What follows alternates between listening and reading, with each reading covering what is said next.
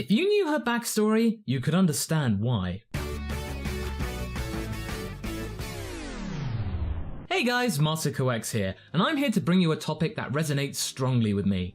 Why doesn't number 18 fight anymore? Years ago, when I was very stupid, I thought it was because Toriyama and Dragon Ball Z thought, oh, she's a girl, and she can't fight because she's a lady. Over the months, I've started to think very much differently. I feel there's something more to this, something deep down inside her emotional subconscious. So let's investigate that today. When I first saw the artificial humans in Dragon Ball Z, I didn't really think much of them. Just another enemy for the Z Warriors to whomp. Having said that, I thought the subplot between Krillin and 18 was very cute, and the fact that the good guys ultimately saved her and her brother 17 from total destruction, very laudable. It all ties into my belief that in every saga of Dragon Ball, we get a bad guy turning good, or at least neutral. Well, years and years ago they were two teenagers called Lapis and Lazuli, as stated by Toriyama in 2014's Dragon Ball Full Color Manga Volume 6. They were considered to be a pair of no-hopers, delinquents, layabouts, not really amounting to anything. Nobody would really miss them if they just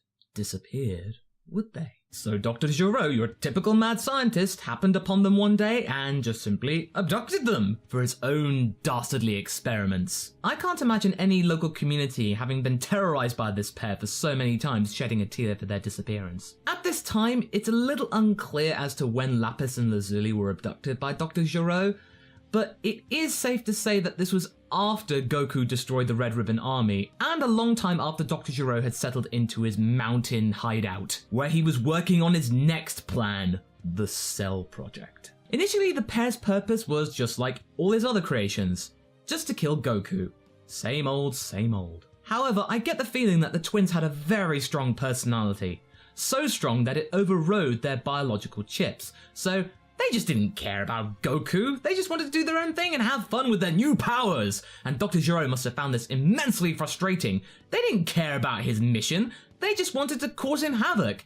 So as such, Dr. Gero had them shut down. So much for that. What do you do with these two lifeless drones now? Well, you could use the organic material that you sourced from them to put it into your new project, a biomechanical warrior that would obey every single command and that you grew from scratch.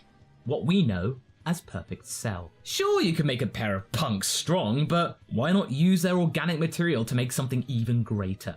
That's the way Dr. Gero's mind works. We all know what happened from there, so I won't bore you with the details, but why did I talk so much about it?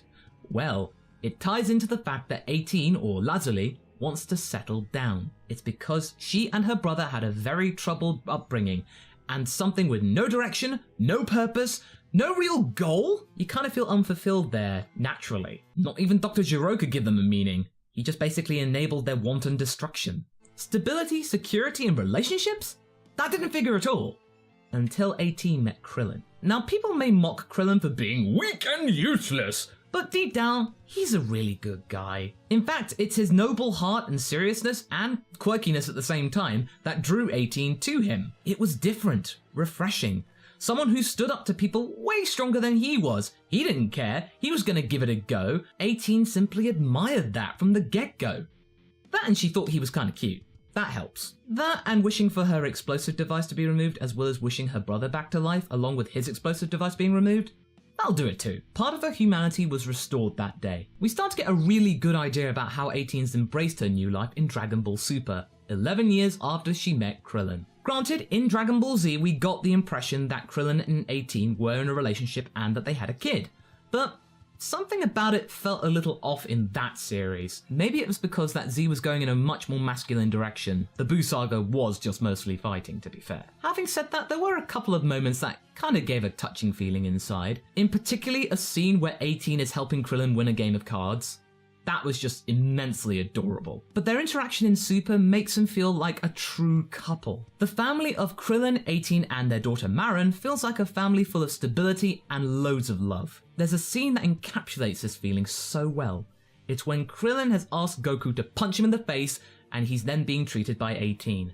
18 is just asking him to hold still and he's acting like a little kid, and then there's just this close-up where she just smiles, very sweetly. That shot alone shows that she's content, she's happy, she's got what she wants. There, just in that single frame. That expression speaks volumes. She's happy. End of. This is what she wants. Something simple with someone she loves. Now this doesn't make her weak, nor does it make her lame.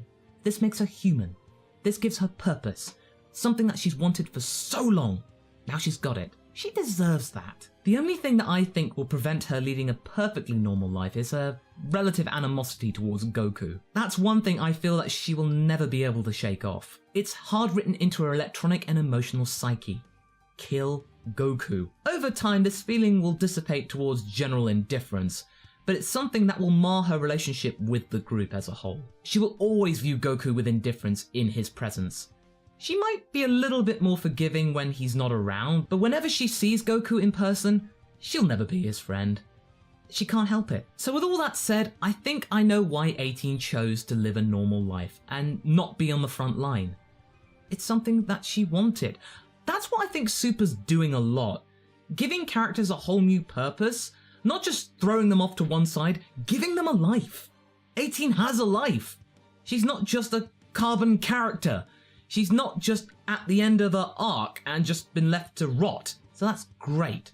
This is another reason why I like Dragon Ball Super. The side characters have something to do. They're not just there to cheer on Goku. So what do you guys think? Do you think Android 18 has been given a good plot? Let me know down in the comments and let's get this discussion going. So until next time, be sure to like and subscribe. And until then, catch you later.